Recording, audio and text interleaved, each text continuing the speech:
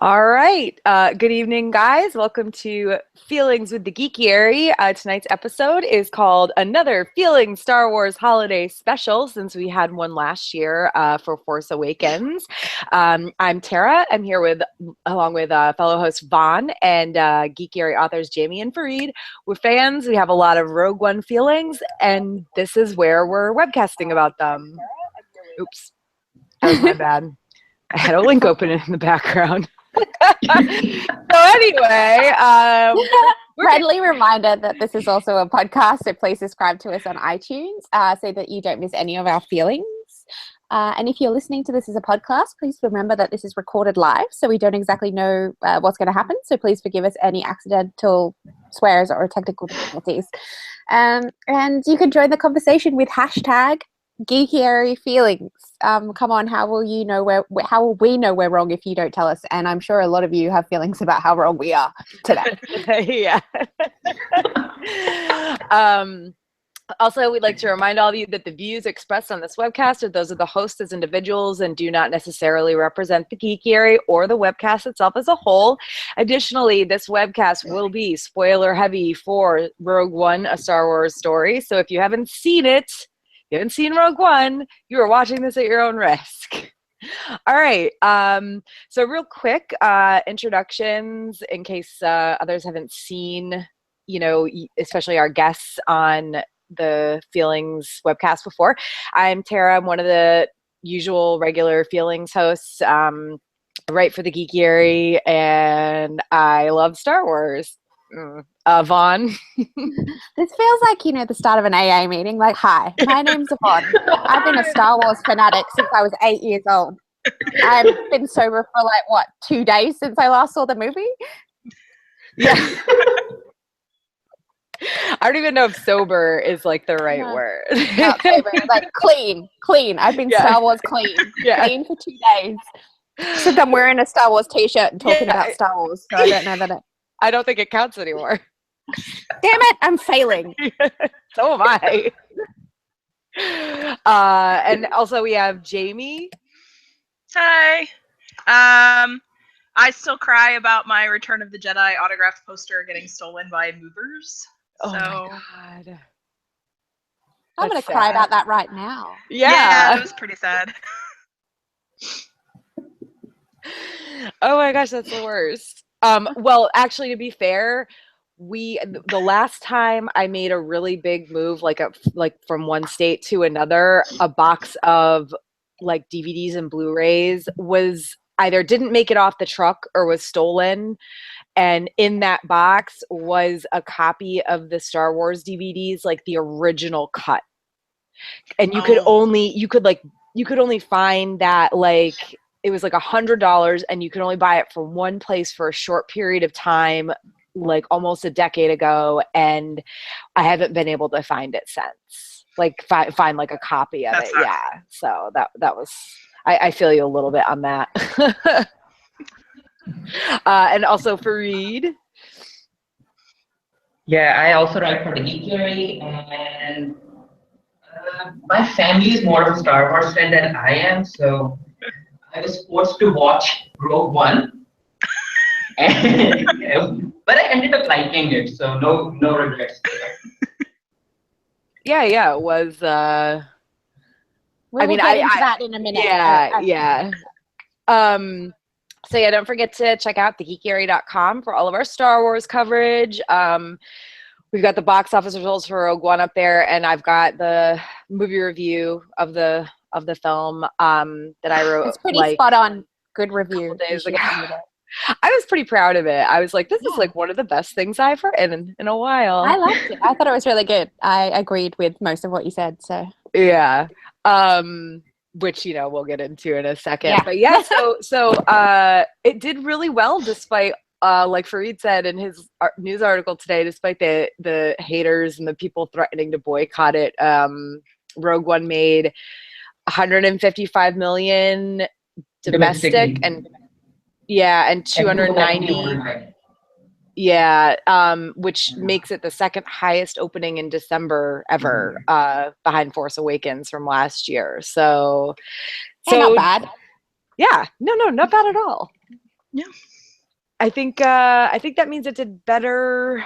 Maybe not domestically. It didn't do better than Fantastic Beasts domestically. I think that was like 172, but yeah, I mean, it was a what was the $200 million budget? So they've made their budget back and more. Yeah, they've made $90 million so far, so I think they're doing all right.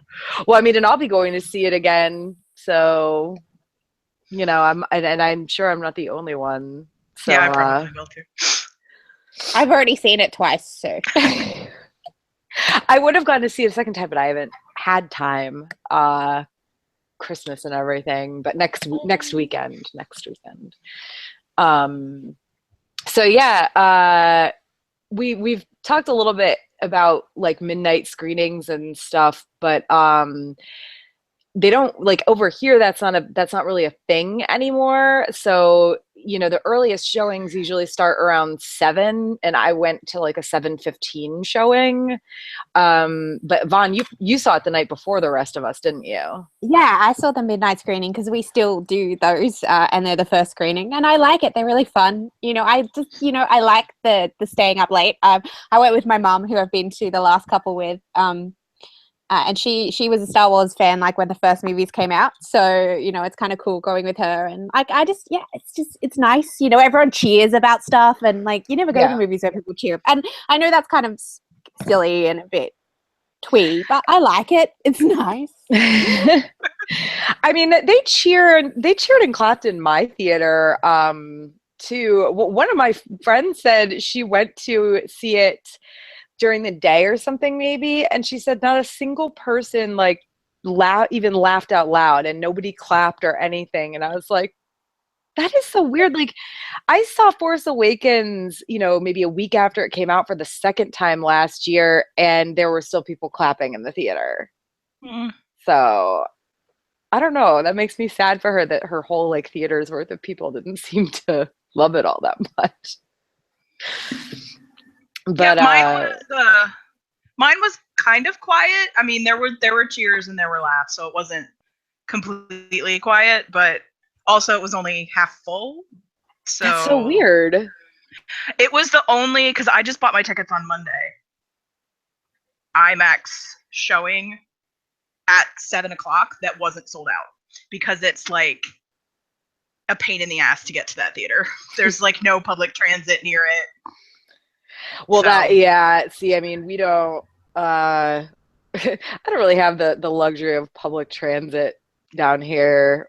So we drove to a theater about 30 minutes away, which there's theaters closer, but the one that's 30 minutes away had assigned seating, which is a must. Yeah. Yeah, we have assigned seating, and everywhere is 30 minutes away from where I live, so yeah. Do you guys have theaters with assigned seating over there, Fareed? I don't even know what assigned seating is, so it's like when you're in a regular theater, like if you go to a play and you have a seat number on your ticket. Yeah. So when you buy, they do that in movie theaters. Yeah, all of our theaters have that assigned seating. We have the number on our ticket, the seat number on the ticket. Yeah, see, that's a new thing, at least where I've been living. Last year for Force Awakens, that's the first time I ever went, you know, and I go see not a ton of movies, but I go see a decent number. But last year for the Force Awakens, the first time I ever bought a ticket for a showing that had assigned seating. Like I'd never seen that before ever. Okay, but like I mean, it's been here since I can remember. Oh, see, it's good and it's really useful, but it also misses out on like I remember like going for the other Star Wars movies and lining up for like the whole day. Yeah, and I was second in line. I wasn't even first. Oh, I mean, it wasn't the whole day, but I mean, I lined up at like 6 p.m. or 5 p.m. for a midnight showing of Pirates of the Caribbean, the second one. Which what was that, Dead Man's Chest, and it was a theater by Disney, so you know it was like crazy, and like I waited for 5 or 6 hours, 7 hours in line, you know, like yeah, like one of my friends came and waited with me, and we went. One of us would go get food and drinks and come back, and it was that kind of. But the thing is, like, I don't, back then I had that luxury. I don't have that luxury now of like, getting to a theater at 5 o'clock in the afternoon. There's work and stuff, so I I there's appreciate things it. about it, but I like that assigned seating. I like that not having to get to the theater, like not having to worry about being stuck in the front row or not being able to find seats together or whatever. Yeah. How was your session for Read? It was okay. Like people were clapping. We clap at everything, so it's not a big deal. Oh, blasters, clap! I don't know. Jane Erso, clap! Starships, clap! Just clap, clap through the whole movie. Yeah, we clapped. The people in my theater were clapping at the beginning, and then at the end they didn't really clap throughout, but or applaud or whatever. But There was one moment where that did get cheers in my cinema, but and we'll talk about that a bit later. But yeah, my problem is I had like there was a woman next to me, and on the other side of her was her, I don't know, husband, boyfriend. They were clearly a couple, but he was explaining everything to her at like so loud that I could hear him talking over the movie most of the time. And I mean, I'm not talking like every, 20 minutes or something he says something short. It's like every 5 minutes he's explaining the entire scene that just happened to this person, to his, significant other. And I'm just like, I mean, I should have known, because during one of the previews, he said something, he like shouted to one of his friends who was sitting 2 rows in front of him. And I was like, no. So like my theater experience in that respect wasn't the greatest, because I'm literally sitting there like this the whole time, like, don't say anything, Tara. Keep your mouth shut.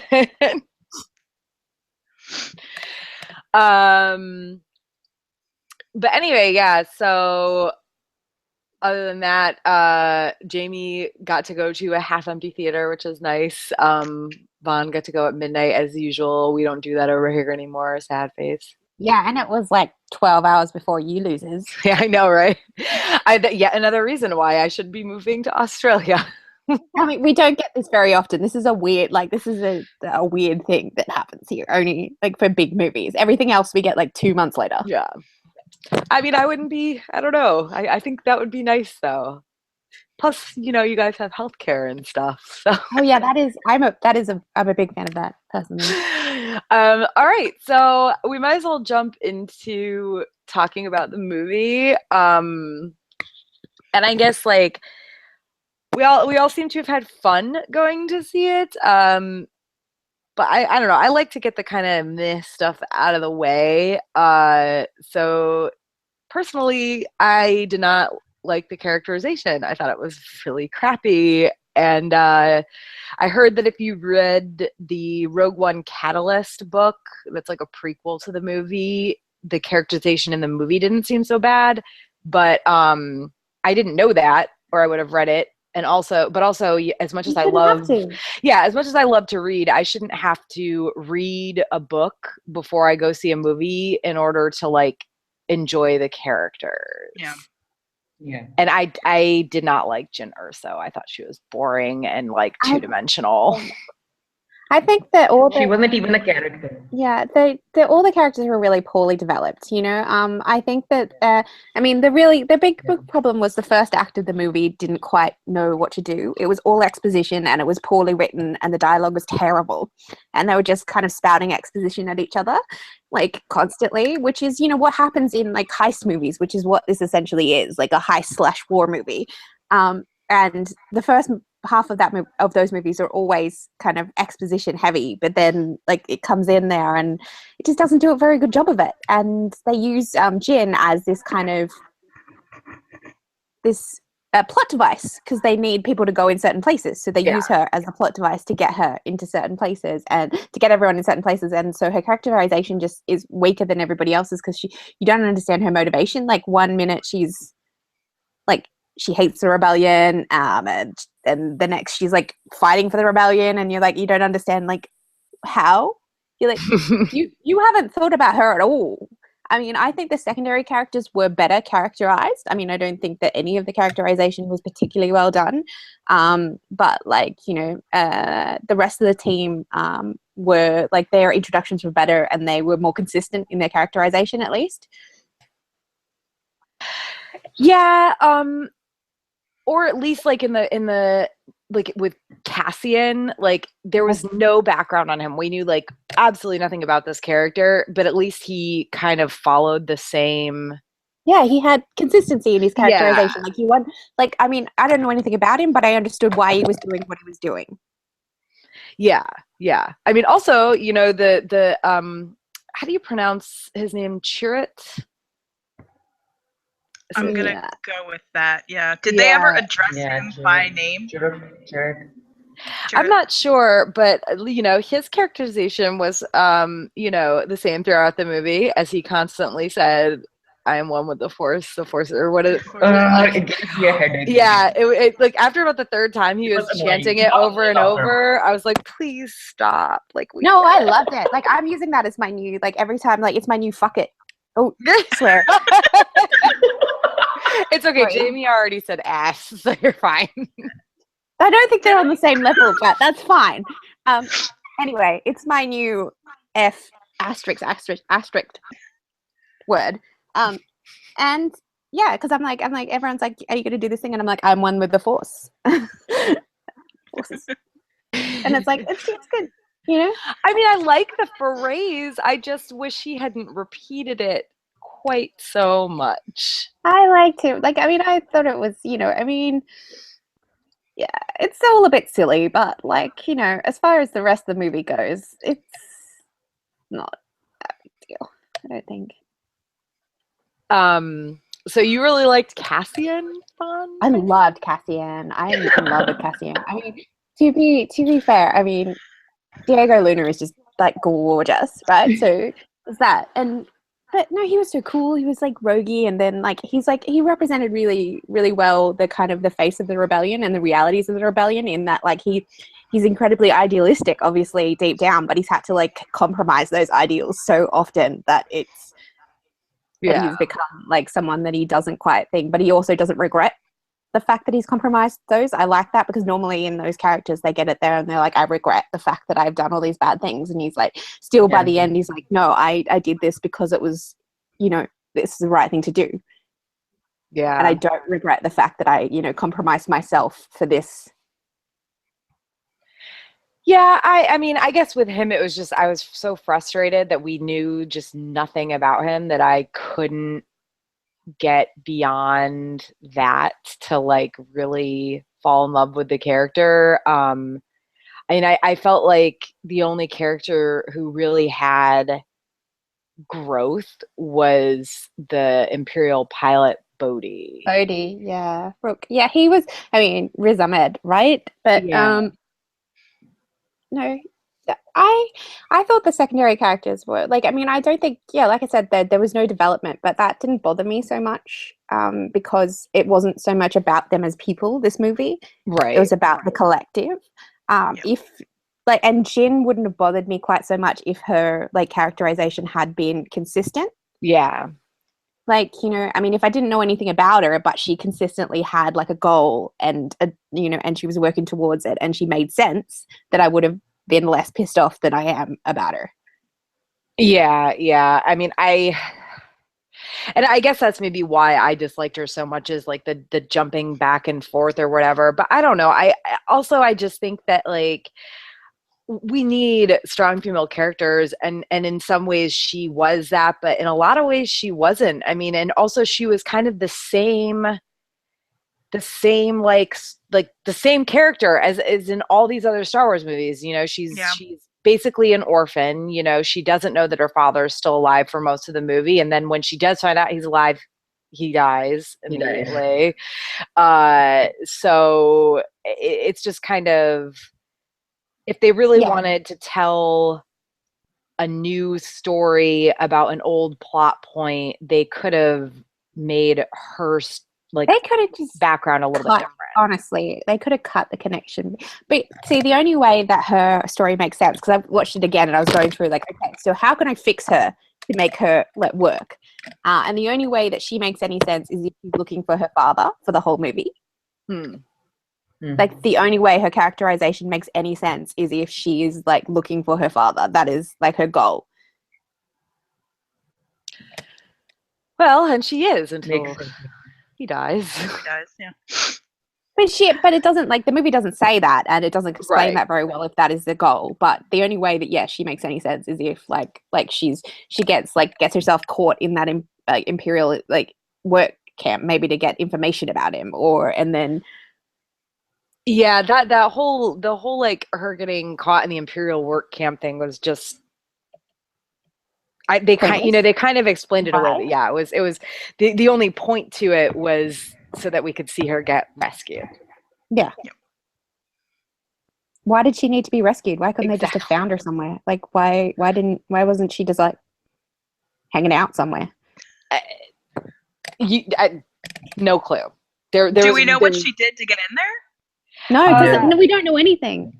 I think they said at one point that she got caught with like false papers or something, but or maybe her papers weren't. I don't know. It was when they mentioned it, it was very vague, and it was just kind of like Vaughn said, there was really no reason to have her in there at all, other than for her to get rescued. Which again, why did she need to be rescued? They could have just found her somewhere. Yeah. And to be honest, maybe they'll do more in the sequel, because Felicity Jones has a sequel in her contract, or a I prequel swear or to something. goodness, if like, I mean, how can the they good do a things sequel? of this She's movie? dead. No, maybe it's a prequel.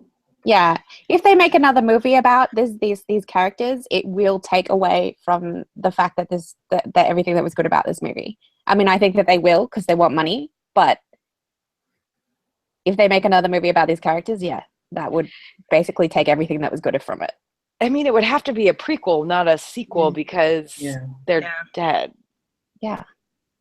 And I honestly, I don't want a prequel. Like, it's done. They've got how many other Star Wars movies on the horizon? This one is good, but it's done. So, Fareed, Jamie, what did you guys think of Jin? I agree with you guys. She was she was just a very weak character in that she basically was there to just move for them to have a reason, like, oh, they're looking for her dad. Like, okay, I don't like.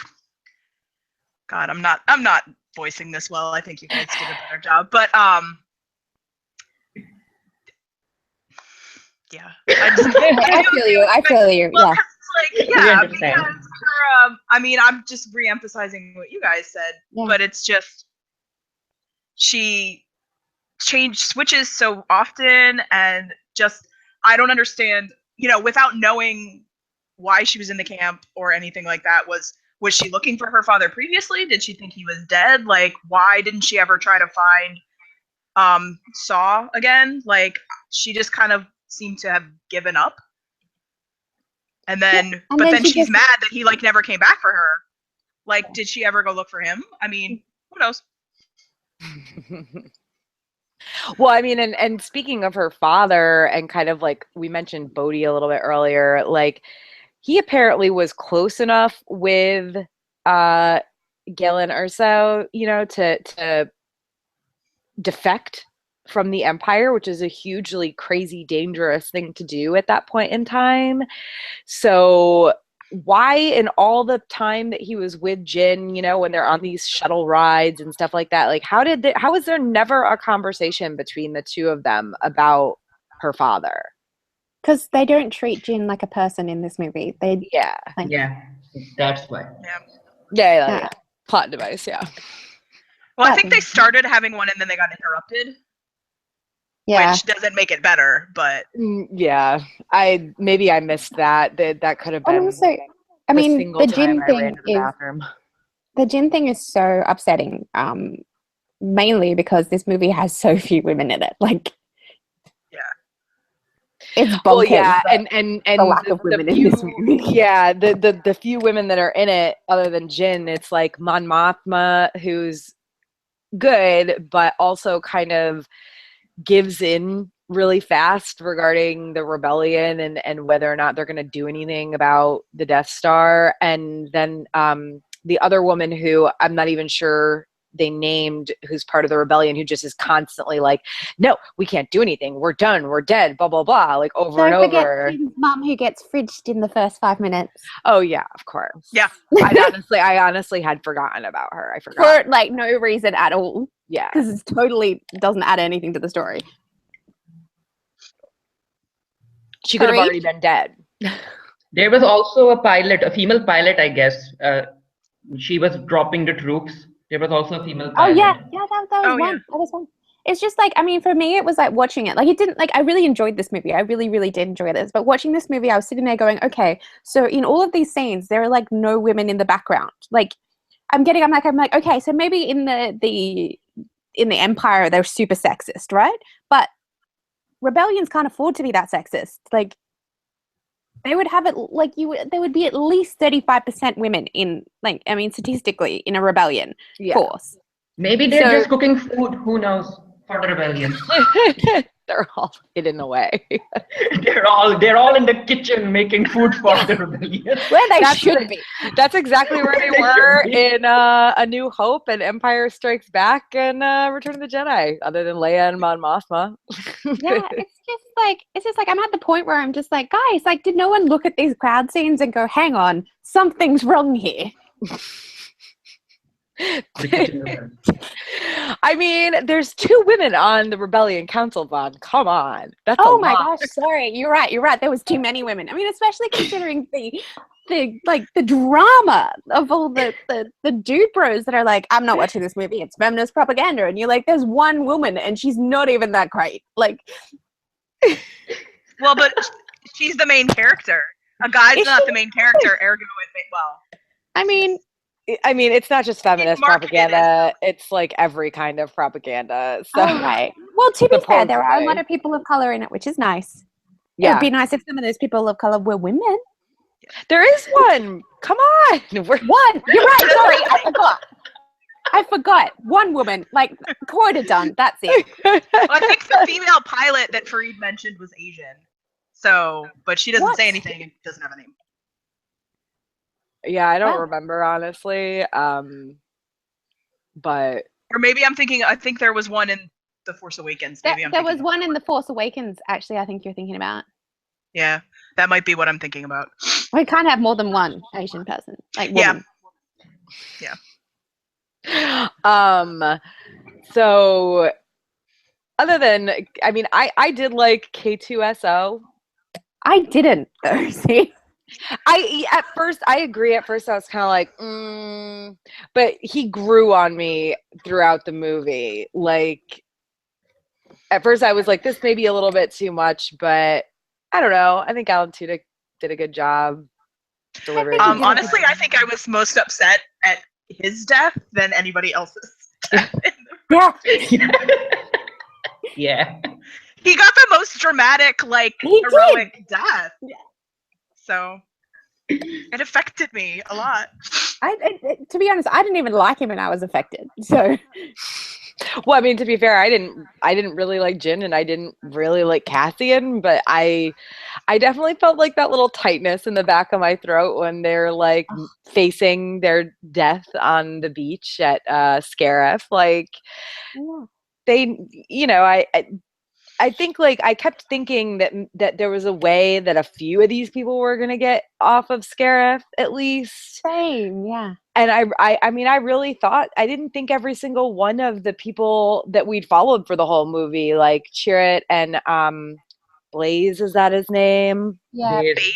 Baze? Baze? Yeah, And, I had looked it up for this. yeah, and Bodhi and Cassian and K2SO, and they all die. I mean, that was shocking to me. I really thought they would have at least some of them get off. No, I thought that. I mean, I assumed, like, I mean, like, I knew.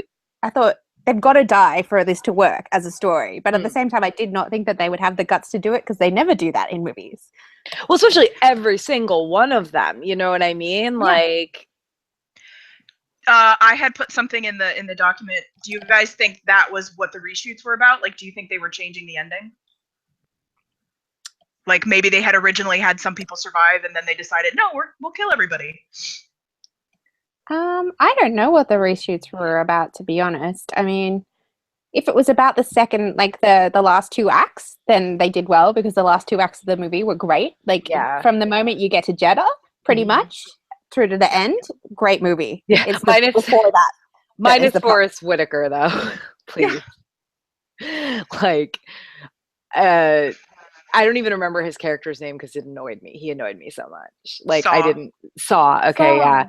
And I know he's in Clone Wars for like a brief time, but like he was just I didn't understand why his voice was so weird. I didn't understand why they had him with a respirator thing. I didn't understand why he didn't have both feet. It was just like there's no information about this guy. There's no information about the background between him and Jin other than that he raised her and they like we're supposed to care about him. I didn't care about him. I saw him as being like, I mean, I saw them as being archetypes and representations of rebellion, like and that realities of rebellion. And I thought that, like, I mean, I didn't think that they did a particularly good job with him, but like as like a representative of that kind of extreme level where like someone's been fighting so long and they've lost so much that they've become like a monster in themselves. Yeah. But I mean, the thing is, it's like he used that creature or whatever it was to try to discern whether Bodhi was telling the truth. And he's like, oh, but the one side effect is people go crazy. Bodhi didn't go crazy. I know. Nothing happened. He had kind of a couple minutes there when they first met him in the cell where he's like not really knowing who he is. But then almost immediately he realizes who he is and everything's fine.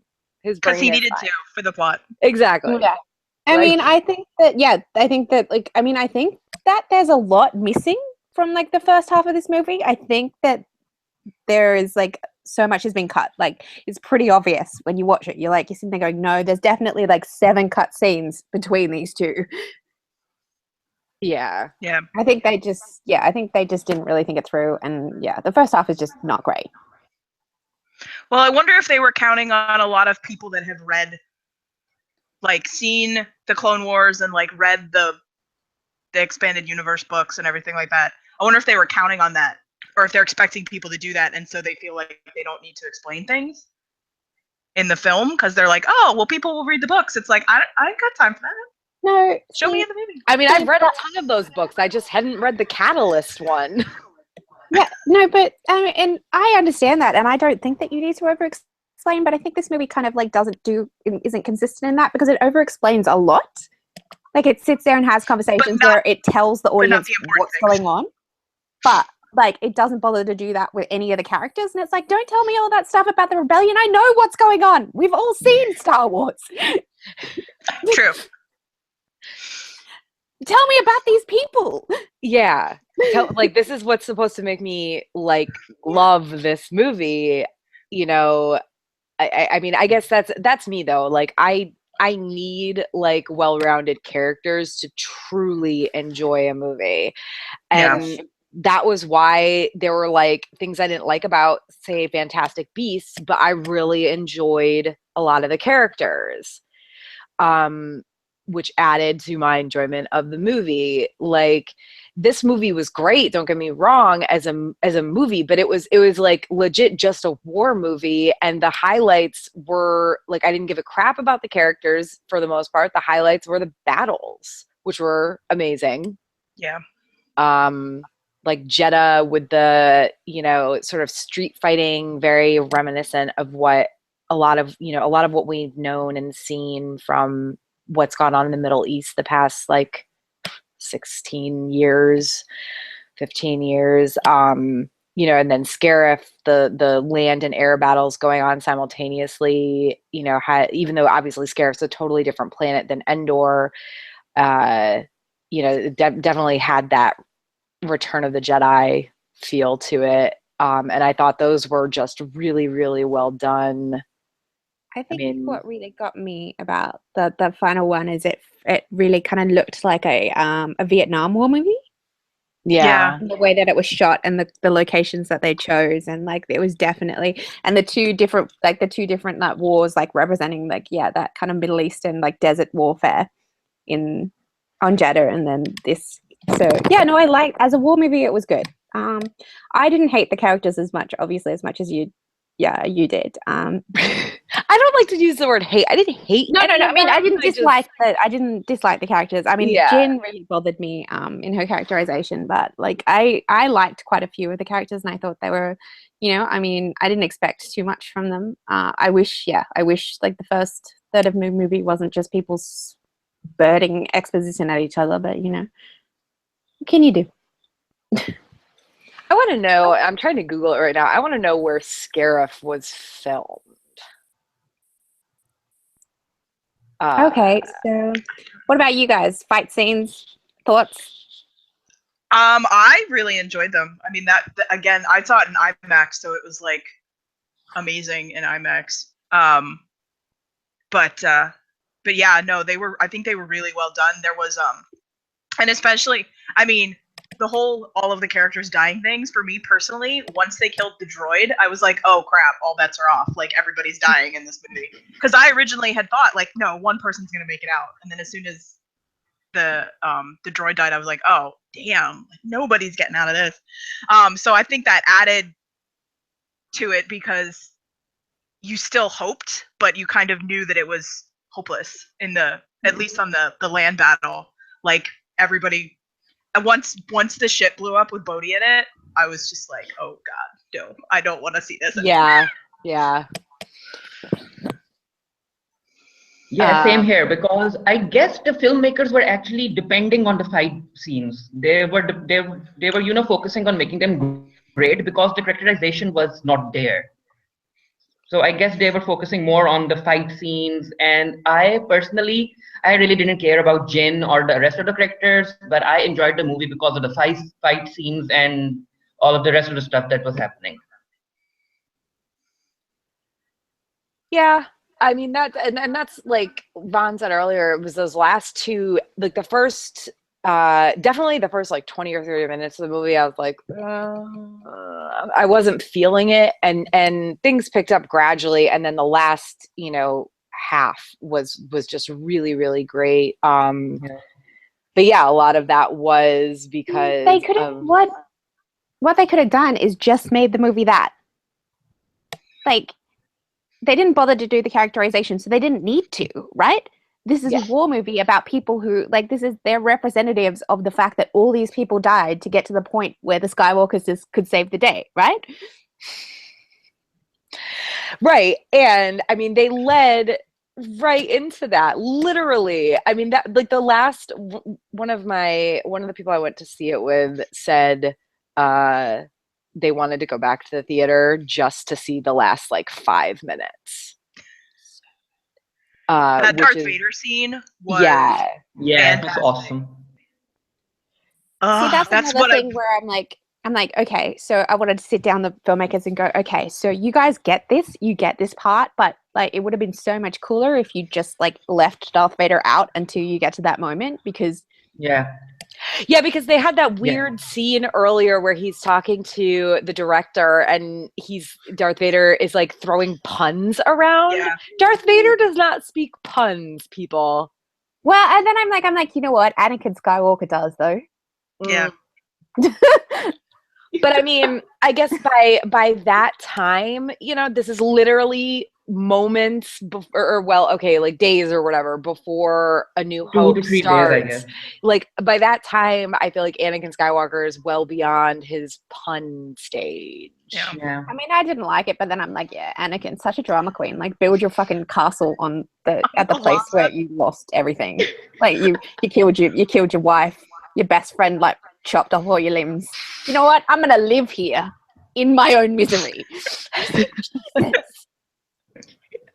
Which is so crazy considering like all that happened there, and yet they say, people claim like, oh well, of course they didn't change Luke's name and they sent him, back to Tatooine because like Anakin Skywalker / Darth Vader would never go back to Tatooine. Why the hell is he going back to, what is it, Mustafar? Because he likes to like bury himself in his own misery. He feels sorry for himself. He's such a shithead. It's like, woe is me. Everything's terrible. Like, maybe you shouldn't have killed all those kids, man. Yeah. Yeah, maybe you remember that? Remember, guys, when Darth Vader murdered all those little children? Whenever people act like Darth Vader, they're like, "Oh, he's not that scary," and there weren't any parts of the original films that made him like that scary. I was like, "Hey, yeah, remember when he walked into the Jedi Temple on Coruscant and murdered tiny children?" Like, and then he told then they spoke about it. It's like, feel sorry for me. I had to kill those kids, and you're like, man. Look, this horrible thing I had to do. Oh, God, forced me at lightsaber point to murder kids. But yeah, no, the if that earlier scene had been different, or if they hadn't had it at all with Darth Vader, that would have been okay. That would have been cool with me. I guess it is what it is. But it didn't bother me as much as other stuff. But yeah, the last few scenes and seeing how how he got onto the or ended up catching like Leia in the first place was really that cool. scene when in the hallway was genuinely, I was like, holy, yeah. They've actually made Darth Vader genuinely terrifying. Like, where was that guy in the first in the original trilogy? Just they didn't have the CGI. They didn't have it. Yeah. But yeah, you're just like, wow, that's really horrifying. And I finally understand why the whole universe is terrified of this guy. Mm-hmm. Yeah, I'm excited. I'm going to see it again, and I'm most excited about like literally from like the moment they get off their ship on Jeddah to like, and especially those last few minutes with Darth Vader. Especially the Darth Vader stuff. Ignore the first half hour of the movie. Just cut it out. I mean, if I'm going to watch it at home, to be honest, I'll probably just fast forward. Yeah. If they had done a crawl, they could have explained all that crap in the crawl and then started with the movie. Yeah. That's true. Like, it was the crawl was one of those things where I was like, I get it that it's not going to have a crawl, but now that you say that, if they'd had one, we could have avoided all that exposition at the start. That's why they have them. Like the 6 different planets in like a 5-minute period. It wasn't that many. I'm it was hyperbole, but close. It felt like it. Though. It was a lot. It was a lot of jumping back and forth and planet names, and I was like, why are you even putting these names of the planets on screen? I'm done with it. Like, can you show me a map? Is there a map? Because I don't know where everything is. The only thing we can assume is that Scarif is somewhere near Tatooine. Yeah, because he catches Leia soon after that. That makes sense. I always say, and like, when you go back and watch it again, just think about like Luke sitting on Tatooine, like whinging about the fact that he can't join the rebellion. But I want to go. It's like all these people are dying. Like all of them, literally. It was really cool to see them on Yavin 4, though. Yeah, oh, that was great. It would have been cooler if there were some girls in those shots, but whatever. Yeah. I'm not bitter. Which is one of the things we were going to talk about. Well, it's one of the things that's on our list of things to talk about. And we kind of already did that. There was, female representation was blah, and apparently Captain Phasma is the only woman in the Empire, or unless maybe they got less. There was that one girl. The Empire is yeah. The Empire in the new order seems to be a little bit different from the Empire. Well, a lot different, but yeah, no, I mean, in this case, like the Empire, I think, was always meant to be. I mean, they're definitely anti-alien, and I think they were anti like female as well. Which that makes sense. It makes sense that I'm willing to forgive them not having women in the Empire. Yeah, the rebellion is nonsense at all. it's how can you have a movie with a female lead and do such a crappy job with her and then have like no other women in the movie? Because dudes made it, and they're like, "Look, we've got a female Yeah. lead. We don't need to do anything else." Yeah. Yeah. At least a lot of the men were not white. That was a good. Yeah. yeah. No, that's nice. I mean, this movie did a lot of good things. It just would have been like, even if just like some of the background characters were women, like it wouldn't. It's not that hard to fix. And also regarding representation, what were Chirrut and Bays? In Love. Oh, they're totally married. Oh, they're married. They're I'm married. totally. Has I mean, like that's what I'd like to believe, but has that been like actually said? Well, he's. by... I think that Oh, I don't it's think so, said but- that open to interpretation. You know what they do, Yeah, of course. but they're totally married. Like, Yeah. Oh yeah. I mean, even if you don't think it's sexual, because they're like he's like a monk or something. He's yeah, Jedi. he's And Jedis aren't allowed to have like attachments. But I mean, they 'Cause that worked obviously out so well do, for and them. it's more than just a bodyguard and a No, they're in love. yeah. They obviously, were cute. I enjoyed them. I think anyone else will like if anyone says that they're not, those people are wrong. Like and weird. I think one of my friends called them space boyfriends, which is, I'll accept that as well. Well, they're not really in space. Yeah. I'd call them, I don't know, like Jedi boyfriends. Jedi boyfriend. Jedi. But it's like, and it was a really good, like there's so much shipping going on in this movie anyway, but like I just like them as a they're the perfect example of that, that couple trope where like one of them's like, I'm cool, I'm so good, I'm gonna fight everything, and the other one's like, oh. And actually has to go and fight the people. Yeah. Like every relationship I've ever been. Yeah. It's like, I'm gonna fight. No, don't. It's like there's that Tumblr meme that it was like the one character and they're like grrr, and the another character's just like grrr. Yeah. That is the perfect example of them. Yeah. I'm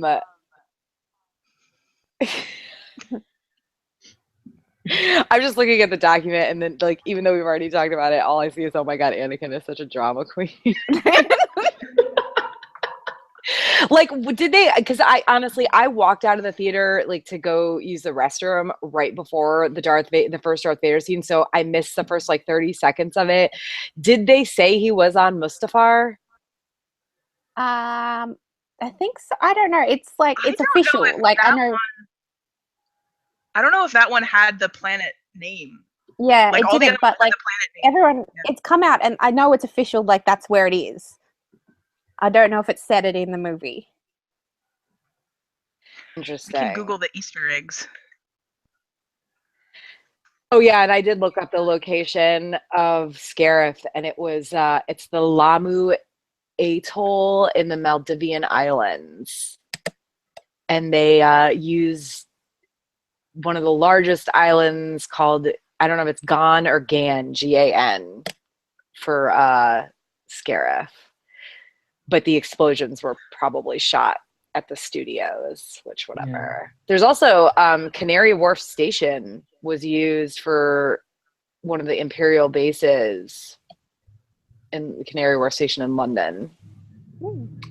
And some Iceland. I recognize Edu. I mean, I've never been to Iceland, but I've seen enough pictures that I recognize that Edu is shot there. But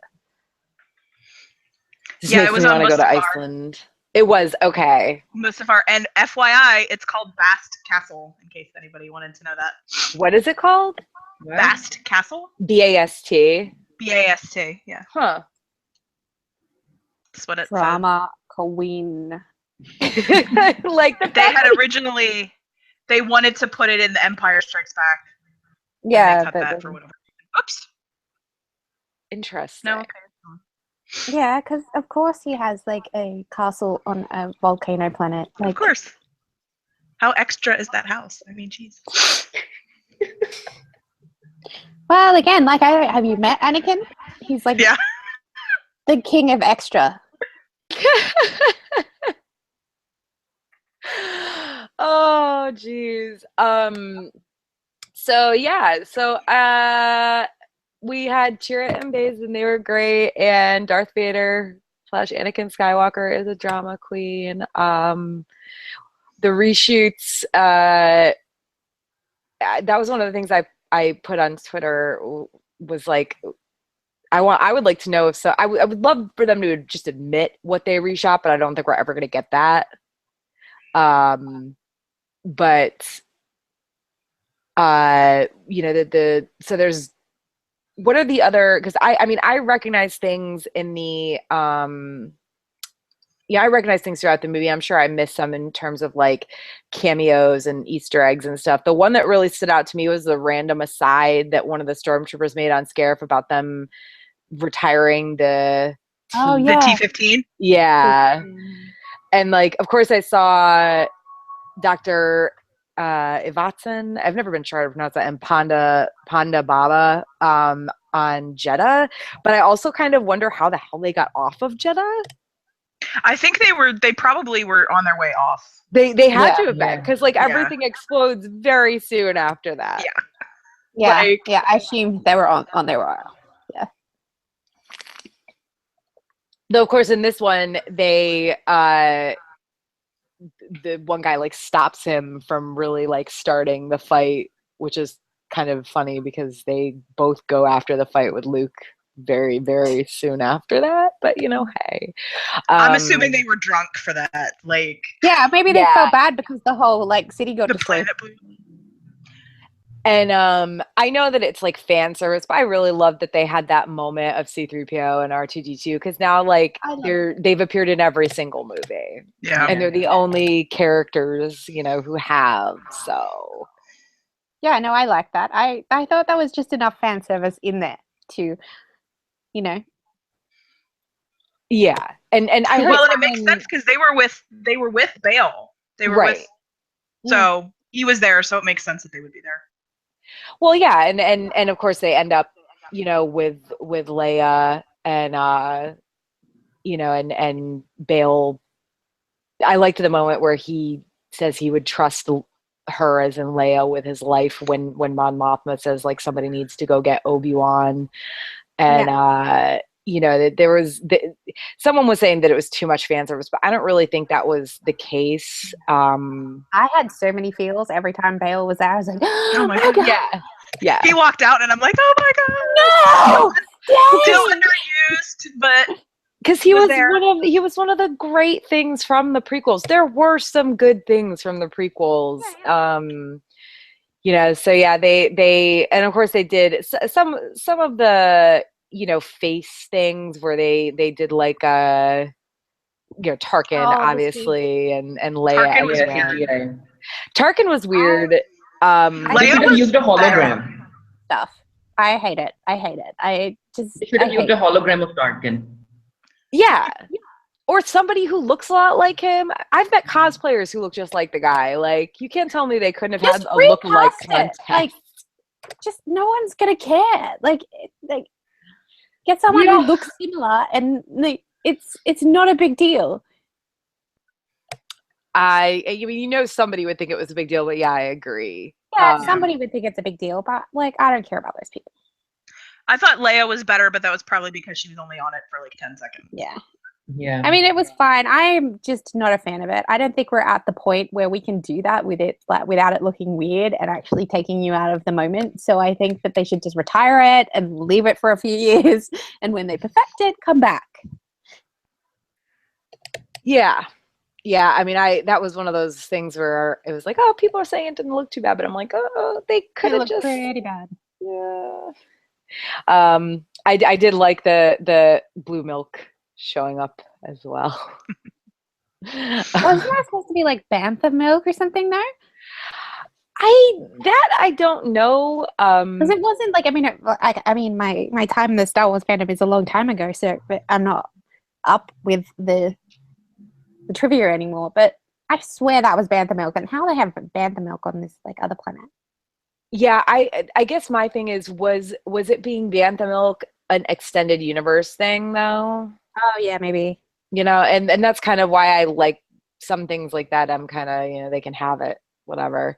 I mean, it's fine. It doesn't bother me. It's just me being like Yeah. nitpicking and like whatever. But anyway, so there was a lot of little cameos and Easter eggs and stuff. And I mean, that's not even all of them. I mean, we've mentioned A others. lot of the pilots. A lot of the Rebel pilots in the fight scene. Yeah, oh yeah, and the demise of Red 5. So like we know why Luke had why that empty slot was there for him to fill. Yep. Again, and why Luke there were sitting not that around many drinking his pilots. milk. What? And it's also like this movie explains why they had so few pilots when they attacked Death Star. There's like 6 pilots. Yeah. I mean, there's more than that, but there's not that many. Because like half the fleet got destroyed. The last thing I want to talk about before we like wrap things up is the music. Because this is the first Star Wars film that didn't have a score by John Williams, and it was all right. Like the music was good, but I guess it wasn't Star Wars, like there was so much of the usual music missing. Like the only time I really felt great about the music was when they had that sort of overture when the 2 Star Destroyers like crash together and take out the shield for Scarif. Other than that, I was kind of, like the music was good, but it just didn't feel like Star Wars to me. Yeah. Darth Vader still had his music. I mean, it wasn't exactly the same, but it was similar. So. Well, I mean, and there were a few little moments where you could hear like certain, bits and pieces that sound like that had the sound of the main theme and stuff. It was just, I guess after, The Force Awakens and everything, having just so much of the original story in it, it's, for me, like, I know a lot of people are saying Rogue One is better than The Force Awakens. I don't get that. I think Rogue One was great, but I don't think it was better than Force Awakens. Oh, okay. I think a lot of people. I would ask everyone if they think, like, what do they prefer, Rogue One or The Force Awakens? Then. Oh, Force Awakens better. Yeah, Force Awakens. Yeah, like Rogue One, I think was a better. I think a lot of people think that Rogue One was better because The Force Awakens was so much of parallel to A New Hope that they were like, oh, I wanted, they were expecting a new Star Wars movie, and it was kind of just like redoing an old Star Wars movie, and Rogue One was a different plot. So people were probably like, oh, that's better. But I think that Force Awakens is better. Better Force characters. Awakens better. Yeah. I'm glad we're all on the same page.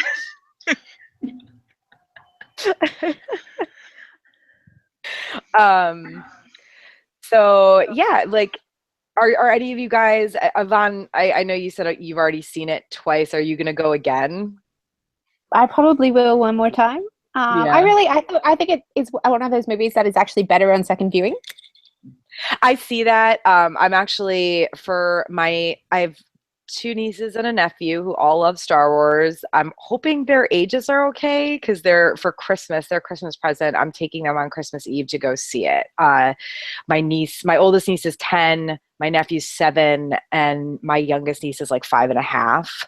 So she's a little young, but she was really upset when I didn't bring her to see The Force Awakens. And she's seen, like, we went and saw Jurassic World and stuff in theaters, so I don't think this is going to be scary for her necessarily. I think she'll probably be fine. It's the older ones, the ones that have like the concept of death that have the problem. I mean, they've all gone and seen like Jurassic World, and the older 2 saw Force Awakens in theaters, so they saw, Han Solo die and everything.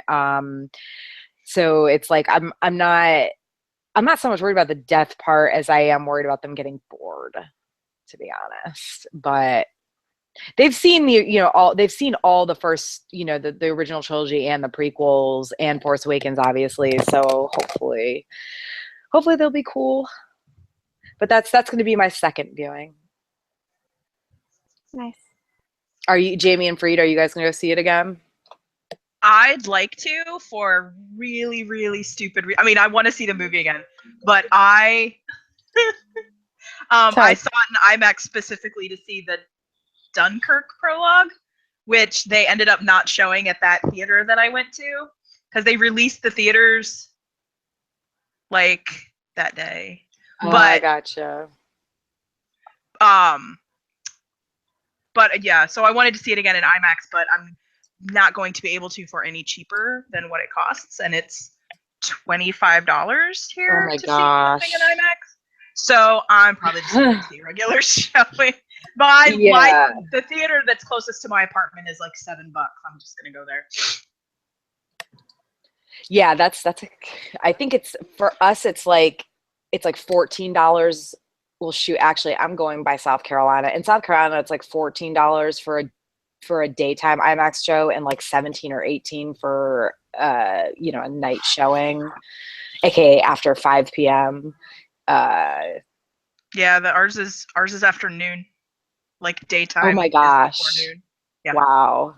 That's crazy. So it was $25 to see it, and then the theater I went to didn't even have the prologue, but that's okay.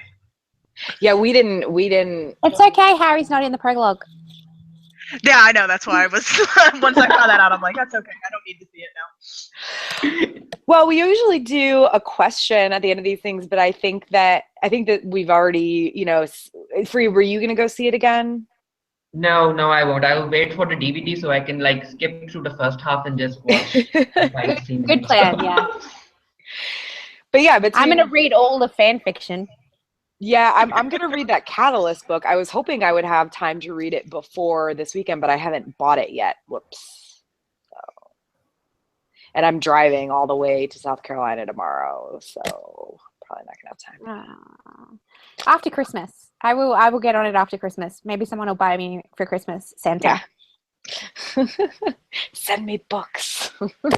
I think my Amazon wish list for books is like 5 times. Like I literally have just a book wish list on my Amazon account. Mine is just I have literal stacks of books like on the floor in front of bookcases. I have a lot of books that I do not read. So okay, I actually have a question. I have a question. Okay. Okay. If you could save one of the characters from this movie, which one would you save? Ooh. I mean, I would like to say K2SO, but at the same time, I feel like having him around would make things way too easy because he can like hack into Empire stuff and everything. So I'm gonna go with Bodhi. I was also gonna say Bodhi. So I think Bodhi too. Yeah, Bodhi. Yeah. Not K2SO4. Like Tara said, like he would be too valuable. Yeah. I think he just would have been the most useful for the rebellion as a fool for Empire. And the most interesting been, and it would have made things way too easy, I think. Yeah. But I mean, it was kind of like that, in order to save K2SO4, like he would have downloaded the plans into his mind, and then we would have the last scene we would have seen other people carrying his head away, running away from Darth Vader, and trying to give K2SO's head to Leia. Just imagine that. All right. Well, on that note, I'm gonna say goodbye. Yeah. I think we have wrapped this up. It was a good time. On a good note. Yeah. I mean, like the thing is, what I like about these webcasts when we talk about just one thing is that we often have really enjoyed what we're talking about, but we can also look at it, especially a few days later, with kind of a more discerning eye. I'm still, everybody keeps saying they liked Rogue One better than Force Awakens, and I want to see more proof of why that's the case. But yeah, we probably need to find someone who liked it better. In my experience, I have people who aren't Star Wars fans. Yeah. And like I know so many people who've said that they liked Rogue One better, but I'm afraid to ask them why because I don't want to get into like a fight over a debate about it right now. I'm just too tired. I actually have a friend that is planning on seeing Rogue One and has seen no other Star Wars movies. She's a fan of the director of Rogue One, so that's why she wants to see it. but she doesn't okay. plan on seeing any of the other films. So, All right. Well, I guess maybe somebody will step forward and tell us why they liked Rogue One better than Force Awakens, if that's the case. But on that note, I'm Tara, along with Vaughn and our special guests, fellow Geekiary writers, Jamie and Fareed. And thank you guys for joining us for Feelings with the Geekiary, the Feelings Star Wars Holiday Special number 2, actually. Please remember that we're a free webcast. I can never say that. Free webcast run off of donations from viewers like you. Thanks for contributing and helping our host site, The Geekiary. And we will hopefully see you guys with another Feelings episode next month. happy holidays. Yeah. Happy holidays. Merry Christmas. Happy Hanukkah. And Happy New Year. All that. Yeah. All right. Have a great night, everybody. Good night.